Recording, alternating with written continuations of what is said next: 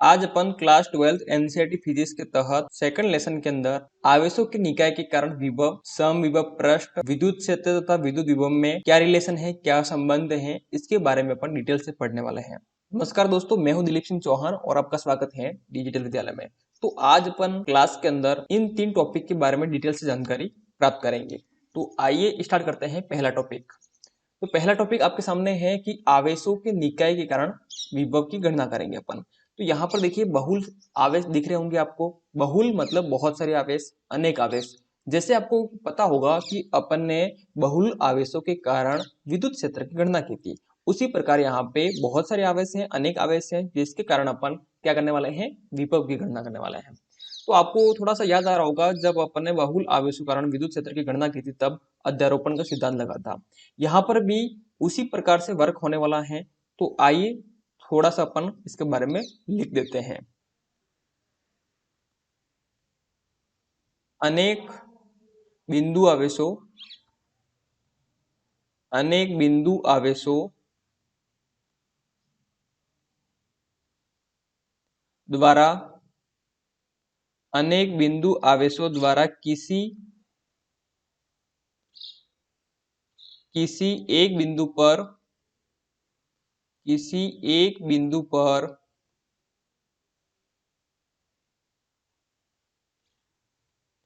परिणामी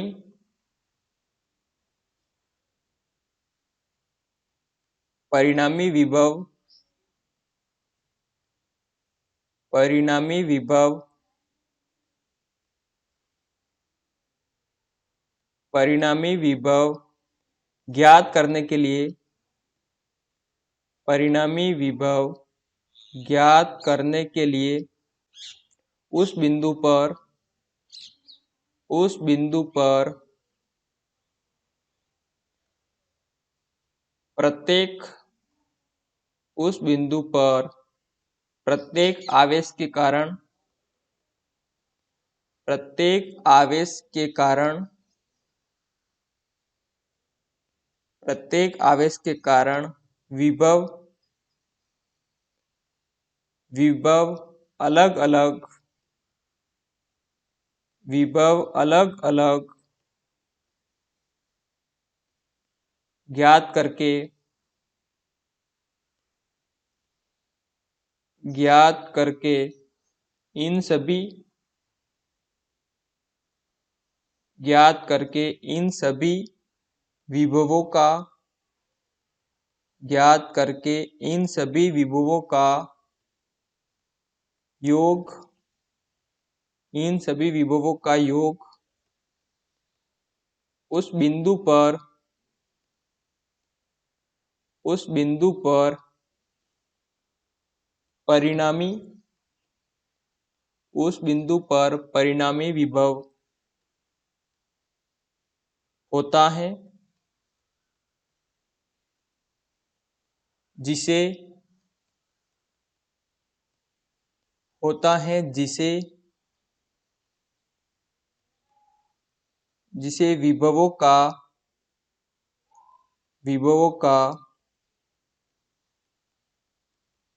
अध्यारोपण सिद्धांत कहते हैं। अध्यारोपण का सिद्धांत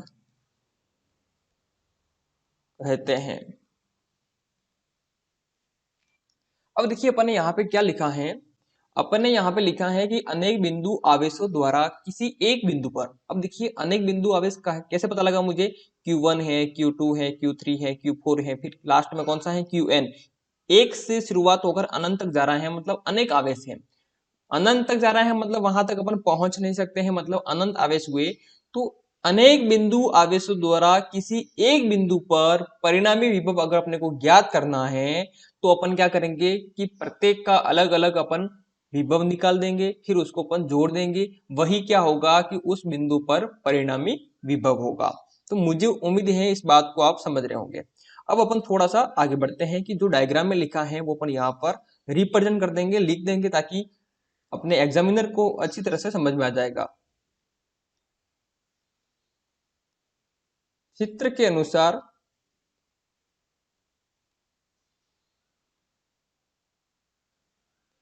विभिन्न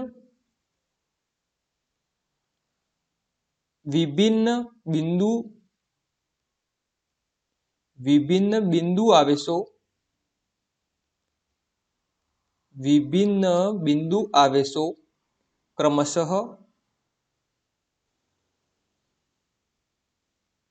Q1 Q2 Q3 Q4 dash dash dash Qn तक हैं Qn तक हैं जो जो बिंदु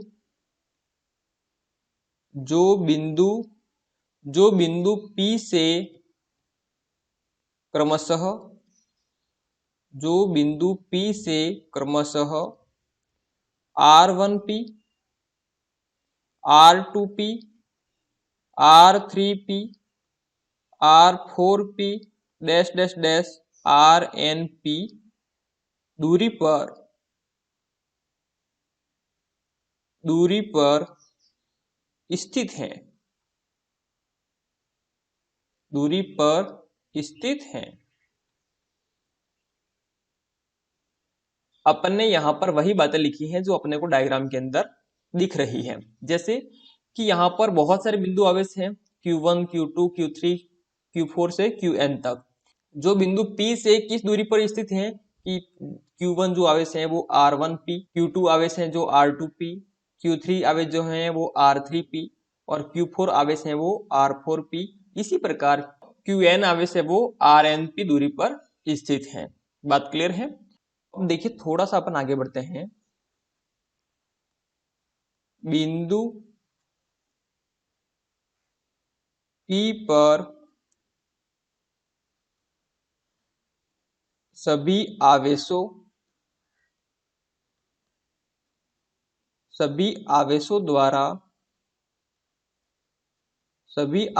द्वारा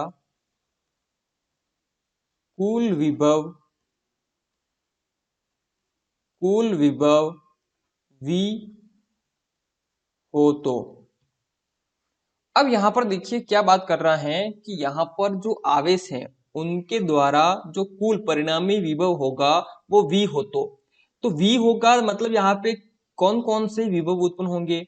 Q1 के कारण क्या होगा V1, Q2 के कारण कौन सा होगा V2, Q3 के कारण कौन सा होगा V3 और Q4 के कारण V4। इसी प्रकार Qn के कारण क्या हो जाएगा Vn।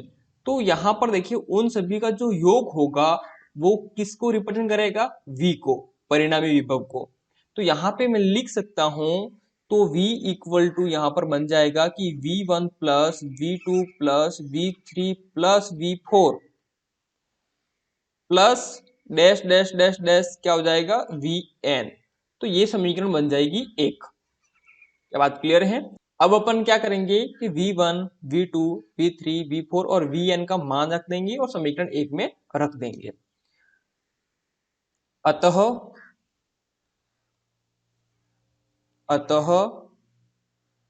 Q1 आवेश के कारण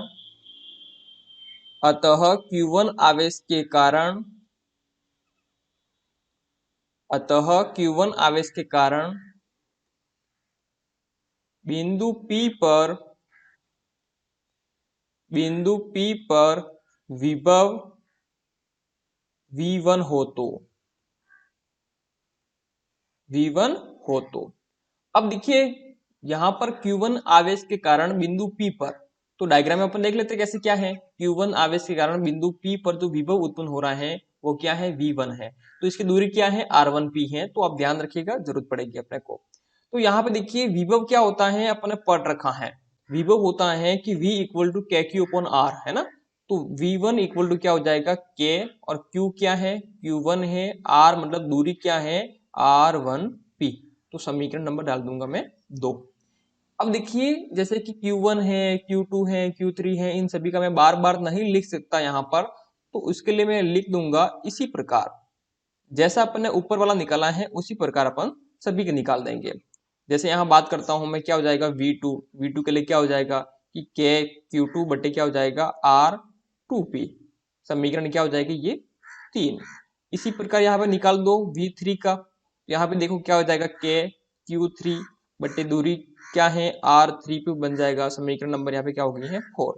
यहाँ पे देखिए क्या हो जाएगा V4, तो V4 के लिए यहाँ पे क्या हो जाएगा कि K आवेश कौन सा है 4 है और अपॉन में दूरी R4P हो जाएगा। ये समीकरण नंबर क्या हो गई है 5। अब अपन थोड़ा सा आगे बढ़ते हैं। अब आप देख रहे होंगे अपने को Qn आवेश के कारण निकालना है, तो अपन लिख देंगे अतः अतः Qn आवेश के कारण Qn आवेश के कारण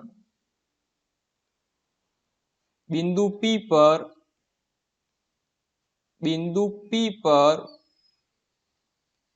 विभव बिंदु P पर विभव Vn हो तो कौन सा हो Vn हो तो इस कंडीशन में अपने को यहाँ पे क्या मिलेगा Vn मतलब यहाँ पे देखिए K और KQ मतलब कौन सा है Qn है, दूरी क्या हो जाएगी RnP। समीकरण नंबर कौन सा हो गया है 6। ठीक है, तो अपन यहाँ पे क्या करेंगे समीकरण 2 3 4 5 6 का जो मान है समीकरण 1 में रख देंगे। तो यहाँ पर मैं लिखूंगा समीकरण 1 2 3 4 5 व 6 से। बात क्लियर है। अब यहाँ पर देखिए कि V इक्वल टू अपने को क्या मिलेगा। अब देखिए समीकरण 1 में सभी का मान रख देंगे अपन। अब यहाँ पर देखिए आप जैसे अपन ने देखा था समीकरण 1 क्या है कि क्या Q1 बटे R1P है, इसी प्रकार इन सभी का मान यहाँ पर अपन रख देंगे। रखने से क्या होगा अपने को V का मान मिल जाएगा। तो ध्यान से देखिए अपन कैसे करेंगे कि V इक्वल टू मान रखेंगे अपन किसका V1 का। V1 का मान क्या है K Q1 बटे क्या हो जाएगा R1P, फिर प्लस क्या हो जाएगा K Q2 बटे क्या हो जाएगा R2P, फिर प्लस K Q3 बटे क्या हो जाएगा R3P, फिर प्लस K Q4 बटे क्या हो जाएगा R4P, फिर plus dash dash dash dash, फिर प्लस क्या हो जाएगा KQN बटे क्या हो जाएगा RNP। ये अपने को मिल गया है। बात क्लियर है कि समीकरण 2 3 4 5 6 का जो मान है समीकरण 1 के अंदर रखा है अपने। अब यहां से एक बात नोट कीजिए आप कि आपको यहाँ पे कॉमन दिख रहा होगा। कॉमन क्या है K, तो मैं कॉमन जो K है उसको बाहर ले लेता हूं। तो बाहर ले लिया है, अंदर क्या रहेगा कि Q1 बटे क्या है कि R1P, फिर प्लस Q2 बटे क्या हो जाएगा R2P, फिर प्लस यहाँ पे देखिए क्या है Q3 बटे कितना हो जाएगा R3P, फिर प्लस यहाँ पे क्या है Q4 बटे कितना हो जाएगा R4P, फिर plus dash dash dash dash, फिर प्लस यहाँ पे देखिए क्या है QN बटे क्या हो जाएगा RNP। मुझे विश्वास है इस बात को आप समझ रहे होंगे। अब यहाँ पर देखिए अपन क्या करेंगे समेशन लगाएंगे, सिग्मा लगाएंगे, टोटल योग करेंगे।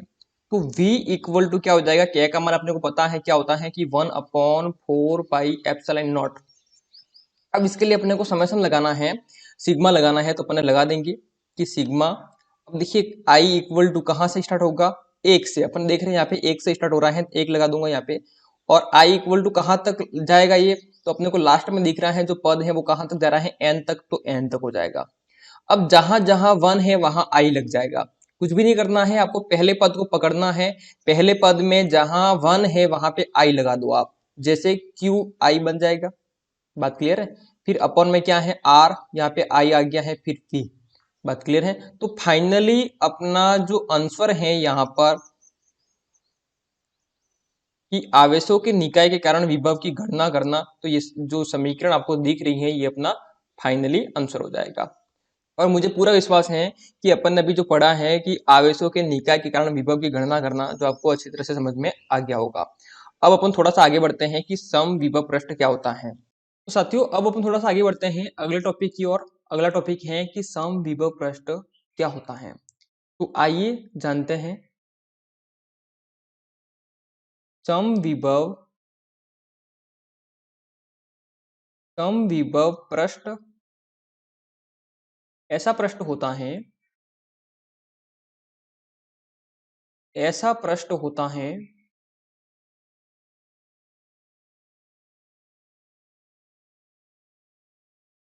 जिसके जिसके पृष्ठ के जिसके पृष्ठ के सभी बिंदु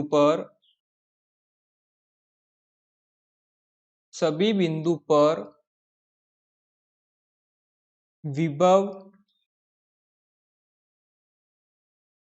विभव नियत रहता है। नियत मतलब समान रहता है।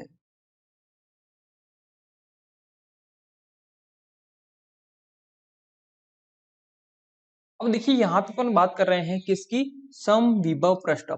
अब समविभव पृष्ठ क्या होता है कि समविभव पृष्ठ एक ऐसा पृष्ठ है जिसके पृष्ठ के सभी बिंदु पर विभव नियत रहता है, मतलब एक समान रहता है। मतलब सभी पृष्ठ पर जो विभव है एक समान है, तो उसे अपन कहेंगे समविभव पृष्ठ। बात क्लियर है।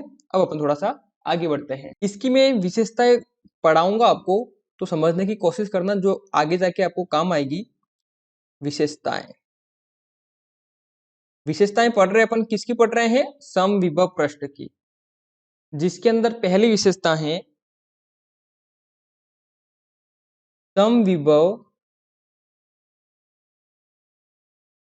समविभव पृष्ठ पर समविभव पृष्ठ पर दो बिंदुओं के मध्य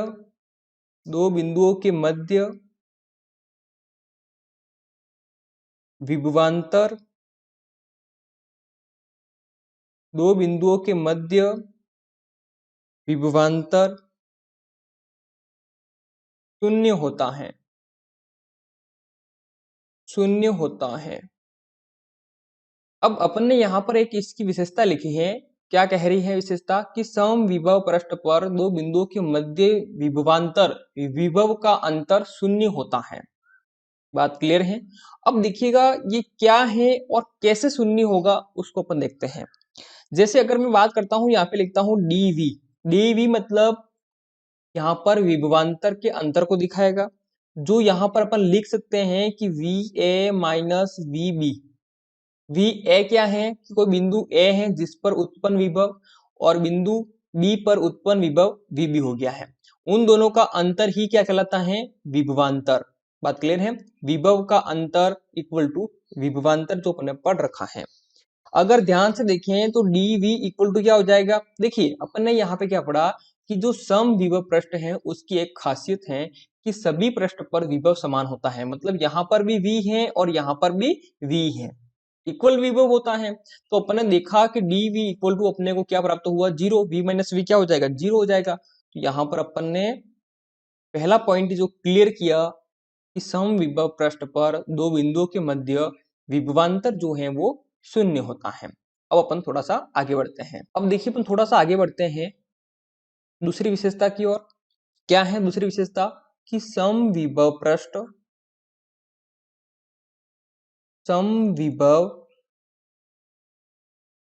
पृष्ठ के अंदर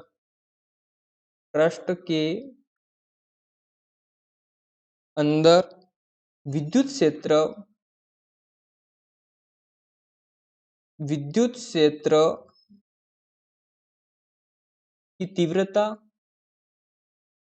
क्षेत्र की तीव्रता शून्य होती है।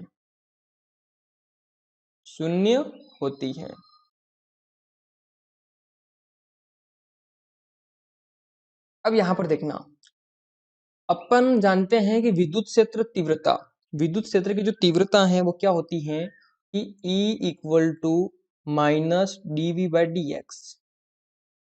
बात क्लियर है। विभव में परिवर्तन की जो दर है वो विद्युत क्षेत्र की तीव्रता को रिप्रेजेंट करती है। बात क्लियर है। अब देखिए यहाँ पर अपन एक बात जानते हैं कि अपन ने पढ़ा है कि समविभव पृष्ठ मतलब पृष्ठ के ऊपर जितने भी विभव हैं वो इक्वल होगा। अब यहाँ पर क्या कहा है कि समविभव पृष्ठ के अंदर, अब देखिए समविभव पृष्ठ के अंदर तो कोई विभव होता नहीं है क्योंकि उसके पृष्ठ पर होता है, वो भी लंबवत गुजरता है। बात क्लियर है? तो यहाँ पर क्या हो जाएगा, विभव 0 हो जाएगा। तो यहाँ से आप देखेंगे कि E इक्वल टू माइनस क्या हो जाएगा, 0/dx हो जाएगा। तो उस कंडीशन में ओवरऑल कितना हो गया है, 0। तो यहाँ पर जो बात कही गई है, क्या क्या बात कही गई है कि समविभव पृष्ठ के अंदर विद्युत क्षेत्र की तीव्रता 0 होती है। बिल्कुल सही है। यहाँ पर विभव ही शून्य होता है तो विद्युत क्षेत्र की तीव्रता भी क्या होगी, शून्य ही होगी। मुझे उम्मीद है इस बात को भी आप समझ गए होंगे। अब आगे बढ़ते हैं अगली विशेषता नंबर 3।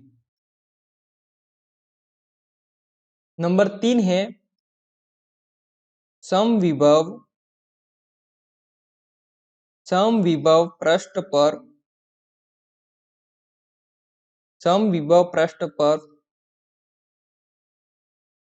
किसी आवेश को किसी आवेश को एक स्थान किसी आवेश को एक स्थान से दूसरे स्थान एक स्थान से दूसरे स्थान तक ले जाने में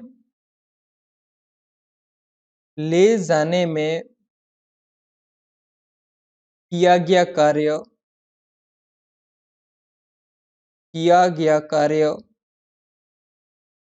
ले जाने में किया गया कार्य शून्य होता है, शून्य होता है। अब यहाँ पर देखिए अगला जो पॉइंट है वो क्या कहना चाहता है, ये कह रहा है कि समविभव पृष्ठ पर किसी आवेश को एक स्थान से दूसरे स्थान तक ले जाने में किया गया जो कार्य है वो शून्य होता है।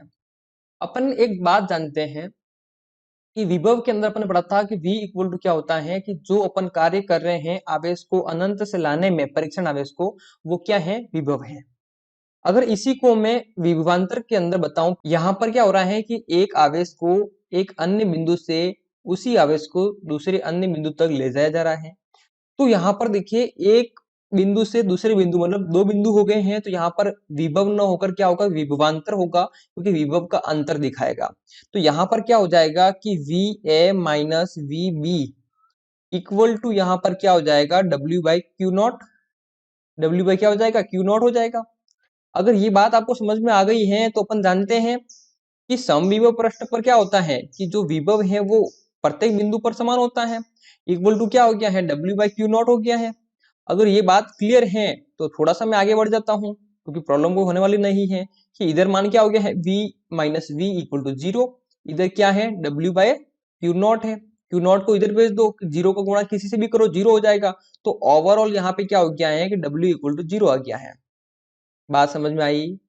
तो यहाँ पर अपने देखा कि समविभव पृष्ठ पर किसी आवेश को एक स्थान से दूसरे स्थान तक ले जाने में किया गया जो कार्य है वो शून्य होता है। अपने यहाँ पे निकाल के भी देख लिया है।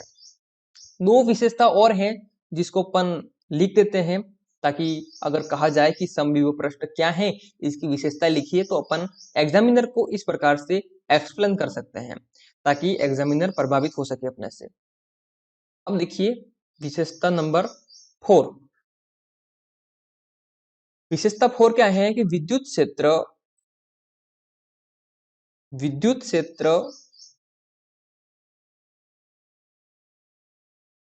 सदैव सदैव मतलब हमेशा, अगर ये वर्ड समझ में नहीं आया तो आप हमेशा भी यूज कर सकते हैं। विद्युत क्षेत्र हमेशा समविभव पृष्ठ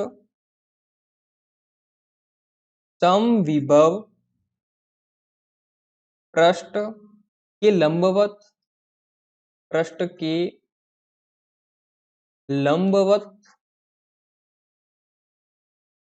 होता है। बात क्लियर है?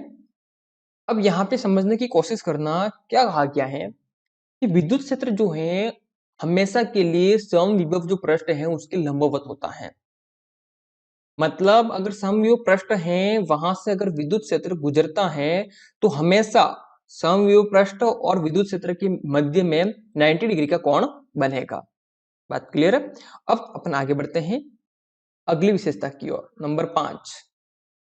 अगली विशेषता है कि समविभव पृष्ठ एक दूसरे एक दूसरे को काटते नहीं हैं, एक दूसरे को काटते नहीं हैं। अन्यथा अन्यथा कटान बिंदु पर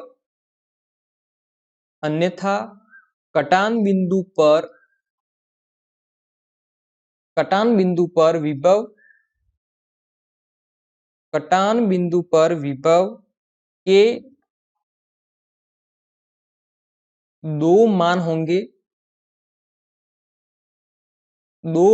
होंगे जो जो संभव नहीं है। यहाँ पर देखिए अगली विशेषता और लिखी है अपन ने कि समविभव पृष्ठ एक दूसरे को कभी नहीं काटते। अगर वो काट देते हैं तो कटान बिंदु पर दो विभव उत्पन्न होंगे जो कि संभव नहीं है। बात क्लियर। अगला टॉपिक है अपना कि विद्युत क्षेत्र ई वेक्टर एवं विद्युत विभव V में क्या रिलेशन है, क्या संबंध है, अपन यहाँ पर पढ़ेंगे। अब देखिए अपन ने जो डायग्राम बनाया है उसके बारे में अपन लिखते हुए इसको समझेंगे कि क्या है और क्या कहना चाहता है। माना कि बिंदु O पर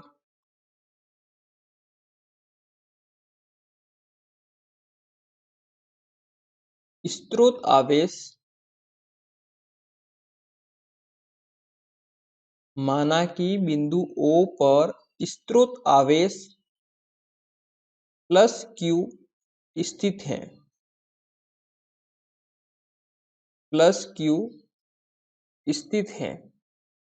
एवं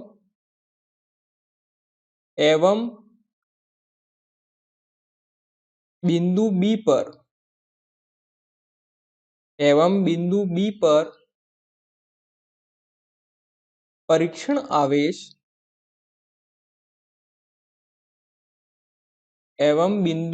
पर परीक्षण आवेश Q नॉट स्थित है।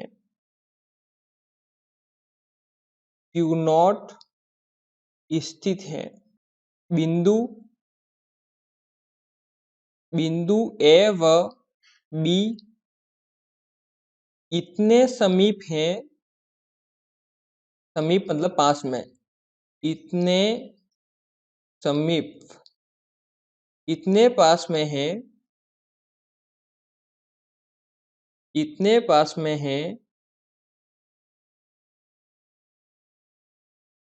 कि इन दोनों इतने पास में है कि इन दोनों बिंदुओं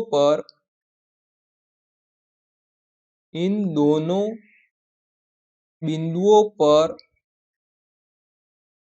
विद्युत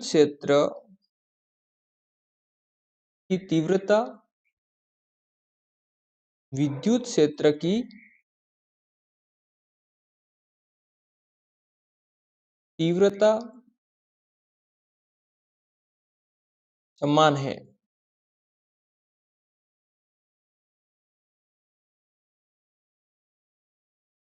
अतः परीक्षण आवेश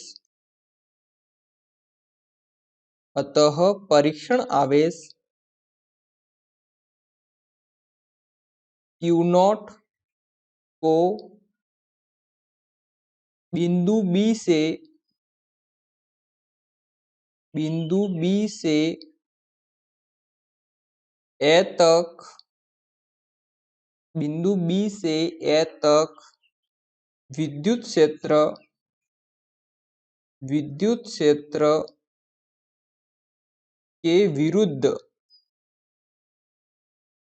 विद्युत क्षेत्र के विरुद्ध लाने में किया गया कार्य, लाने में किया गया कार्य। अब यहाँ पर देखिए साथियों, अपन ने क्या बातें की यहाँ पर। अपन ने कहा कि माना कि बिंदु O पर स्रोत आवेश प्लस Q स्थित है, बात सही है, एवं बिंदु B पर परीक्षण आवेश Q नॉट है, एवं बिंदु A और B इतने पास में है कि इन दोनों बिंदुओं पर विद्युत क्षेत्र की तीव्रता इक्वल मान रहे अपन। इस प्रकार ये नजदीक है कि इस पर विद्युत क्षेत्र की तीव्रता और इस पर इक्वल है। अतः परीक्षण आवेश Q नॉट को बिंदु B से A तक ला रहे हैं अपन, और A तक ला रहे हैं, लेकिन विद्युत क्षेत्र की जो डायरेक्शन है उसके विपरीत कार्य कर रहे हैं अपन। बात क्लियर है? तो अपन इस बात को तो अच्छी तरह से जानते हैं कि कार्य इक्वल टू क्या होता है, बल इंटू विस्थापन। क्या होता है? बल इंटू विस्थापन। तो विस्थापन मतलब कि अपन किस दूरी तक विस्थापन कर रहे हैं, इसको किस दूरी तक ला रहे हैं। अब यहाँ पर देखिए कि परीक्षण आवेश को अपन बिंदु B से A तक ला रहे हैं। डिस्टेंस अपन नजदीक मान रहे हैं, मतलब ना के बराबर मान रहे हैं, बहुत कम मान रहे हैं। तो दूरी जब कम है तो कार्य भी क्या होगा, छोटा सा होगा। तो DW इक्वल टू क्या हो जाएगा, बल उत्पन्न हो रहा है, और यहाँ पर जो विस्थापन है वो क्या हो जाएगी, किस दूरी तक कर रहे हैं, dx दूरी तक है। लेकिन अपन विद्युत क्षेत्र के विपरीत डायरेक्शन में कर रहे हैं, जिसके कारण यहाँ पे आगे क्या आ जाएगा, माइनस आ जाएगा। मुझे विश्वास है इस बात को आप समझ गए होंगे। तो फाइनली यहाँ से आप देखेंगे कि D W equal to minus F और क्या हो जाएगा, dx। समीकरण नंबर 1। अब यहाँ पर देखिएगा कि ये माइनस यहाँ पर क्या रिप्रेजेंट कर रहा है, कि अपन विद्युत क्षेत्र के विपरीत डायरेक्शन में काम कर रहे हैं, जिसके कारण यहाँ पर माइनस आया है। इस बात को आप ध्यान रखिएगा। अब अपन थोड़ा सा आगे बढ़ते हैं। परीक्षण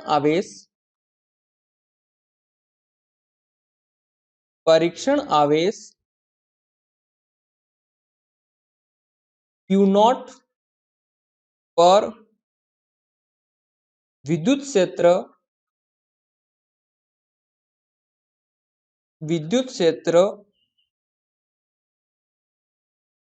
E वेक्टर के कारण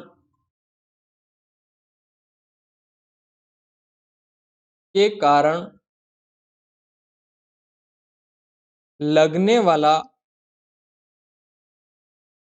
बल अब यहाँ पर देखिए कि परीक्षण आवेश Q नोड और विद्युत क्षेत्र E वेक्टर के कारण यहाँ पे लगने वाला बल निकालना है। तो बल क्या हो जाएगा कि F equal to Q naught into E।